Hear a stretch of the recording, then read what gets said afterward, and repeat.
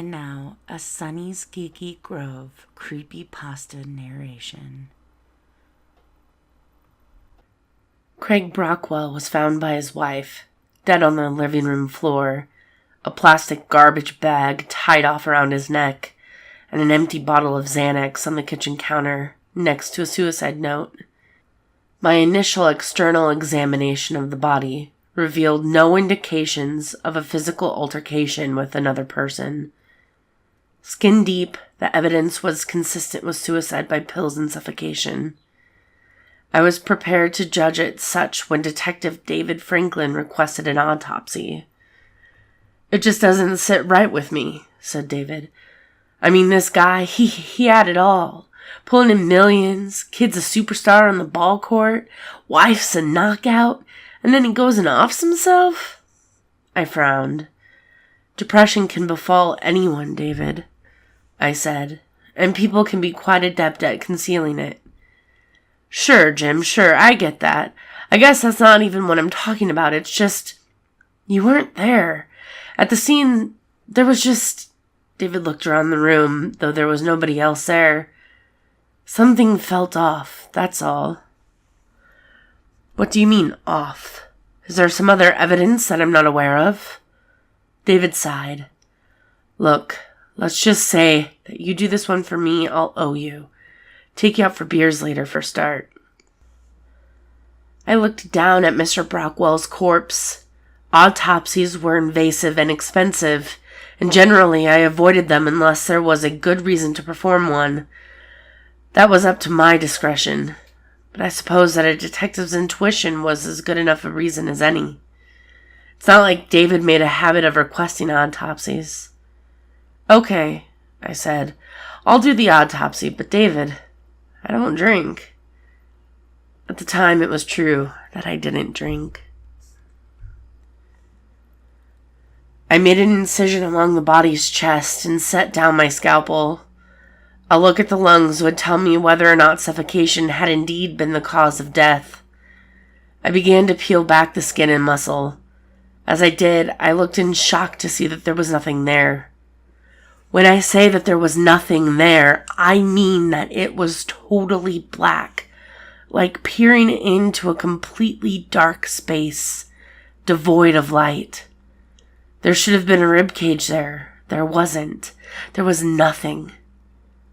I dropped the flaps of skin that I was holding and stood up. I shook my head. No, I thought, that's ridiculous. I knew that I had a headlamp around somewhere, so I went looking for it. I pulled open a drawer, and that's when everything became silent. We grow accustomed to them, but we are surrounded constantly by sounds. The slight buzz of the electric lights above us, the hum of the boiler in the basement, the sound of our own breath, the rustle of our clothes as we move, the sound of a drawer opening. None of it was there. It was as though I had gone completely deaf. I don't know why exactly, but I had a sudden urge to look at the body on my examination table. I turned my head, but it turned far slower than I intended, as though I were losing control of my body, or time had slowed down, or the room had become thick with some invisible substance. The dead and naked body was just as I had left it, of course, with the incision along its chest, and the skin there curled back slightly from where I had begun to peel it. All at once, a rush of sound returned to my ears and my movements resumed their typical speed. I shook my head once again and turned back to the drawer. I found the headlamp, strapped it to my head, and went back to the body. I flipped on the light, opened the skin again, and gazed into utter darkness. There was nothing there. The darkness consumed the light from the headlamp. It seemed endless. I steadied myself and tore the skin back further. Instead of the rib cage and bits of tissue, There was only nothingness. I tentatively stuck a finger into it. As soon as I did, the silence returned and everything slowed down again. My finger felt incredibly cold, like touching dry ice. I withdrew it as quickly as I could, which was not very quickly at all. It was like coming out of quicksand. Once I was out, the expected pace of reality fell back into place. I jumped back and picked up my scalpel.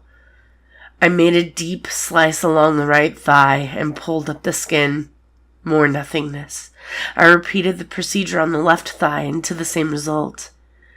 My hands were shaking and my mind was in blank shock. My mind was as empty as the body in front of me. Nothing could explain this. I walked around to the head and made a cut around the circumference of the crown. I peeled the flesh away and there was nothing. As I stared into it, I froze. I stood holding the severed scalp, staring into the nothingness, unable to do anything else. I don't know how long I was in that state, but the sound of David's voice snapped me out of it sometime later. "How's it going down here, Jim?" I dropped the piece of the dead flesh and hair that I had been holding and turned to look at David. "This is very bizarre. I have never seen anything like this. I can't explain it." "And how's that?" asked David. I pointed to the body. "Just look." David walked across the room and peered into the darkness. "What the fuck?" he whispered. "I don't know," I said. I don't know." David started reaching inside the head. "I wouldn't do that," I cautioned. He ignored me and kept reaching. Then his hand was inside the head. He froze suddenly, except for his eyelids, which opened wide in shock. "David," I said, "pull your hand out now." David's eyes got wider. He was trying to say something, but his lips wouldn't open. It came out muffled, but I had no doubt that he was trying to say help. All at once, David jerked forward 2 feet, so that he was now into the body up past his elbow. The look on his face grew more frantic and desperate. I grabbed onto his other arm and yanked, but it was no good. The body was stronger and was pulling him in, now up to the bicep. I watched in pure horror as the head seemed to expand in size, as if it were growing larger so that it could suck in all of David. Instinct took over and I ran to the tray of tools. I grabbed my bone saw and switched it on as I made my way back to David. I applied the saw to his shoulder, which was now mere inches away from the terrible maw of nothingness. I drove the saw in furiously, blood splattering on my face, the muffled would-be screams of David trying to assert themselves over the whir of the saw. At last, I cut through the bone and David fell back onto me, so that I hit the ground with him on top. I could see the last of his severed arm disappear into the nothingness. Now that his lips would open again, David was wailing in agony. I rolled out from under him and went to work on cauterizing the wound, praying that he wouldn't die. I paused long enough to dial 911 and explained the need for help over the speakerphone function as I performed the surgery. I sat by the hospital bed until David regained consciousness. He looked at me with terrified eyes and grabbed my wrist with his remaining hand, his fingernails digging into me. "I saw it," David said. "I still see it. Nothing. That is what I am and what you are. Everything is nothing." David started laughing then. I left him at the hospital, went home, and had my first drink in 2 years. I knew that it was a horrible mistake, but I did it anyway, to wash away the horror. When I was drunk enough, I resolved to return to the morgue, determined to burn Craig Brockwell's body. I got in my car like a monster and drove, weaving across the road.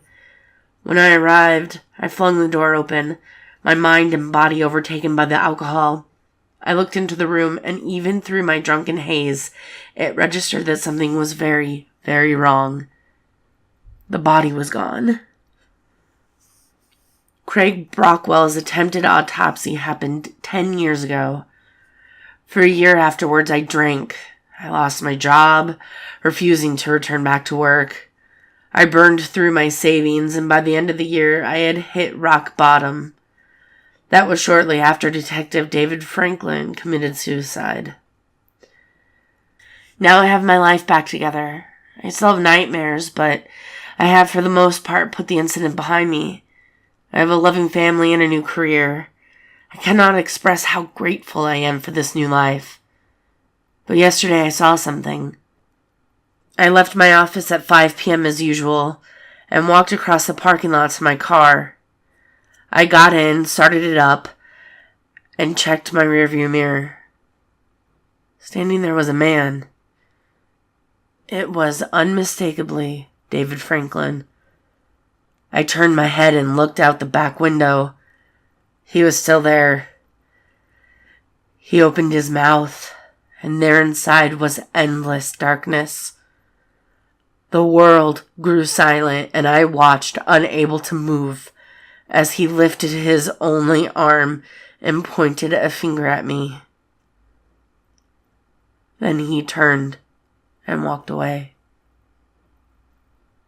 Hey guys, it's Sunny. I just wanted to say thanks so much for watching my creepypasta video. I hope you enjoyed it. I know I did. I enjoy a good scare every now and then. If you liked it, make sure you smash that like button. If you want to see more, go ahead and destroy that subscribe button and obliterate the heck out of that bell notification if you want to get notified of my uploads. I upload a new creepypasta every Frightening Friday at 4 p.m. Eastern, so check back for that. Thanks so much for watching, and I'll see y'all later.